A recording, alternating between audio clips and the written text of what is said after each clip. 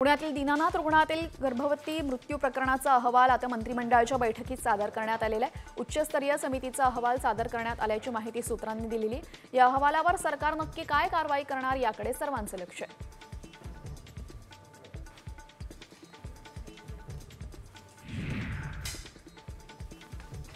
दीनानाथ मंगेशकर रुग्णालयातील गर्भवती मृत्यू प्रकरणाची पुणे पोलिसांनी चौकशी पूर्ण केलेली आहे। चौकशीचा अहवाल आज रुग्णालयाच्या अधीक्षकांना दिला जाणार आहे। पोलिसांनी रुग्णालयातील रेकॉर्ड आणि सीसीटीव्ही फुटेज तपासलेत। शिवाय या प्रकरणाशी संबंधित व्यक्तींचे जबाबही नोंदवलेले आहेत।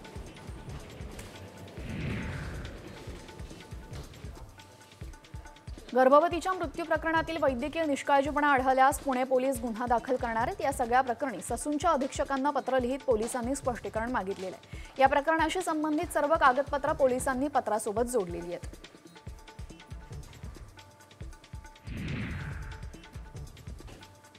साम टीव्हीच्या बातमीनंतर पुणे महापालिका जागी झालेली आहे। महापालिकेने दीनानाथ मंगेशकर हॉस्पिटलला मिळकत वसुलीसाठी नोटीस पाठवलेली आहे। दीनानाथ मंगेशकर रुग्णालयाने 27 कोटी रुपयांचा मिळकत कर थकवल्याची बातमी सर्वप्रथम सामने दाखवली होती।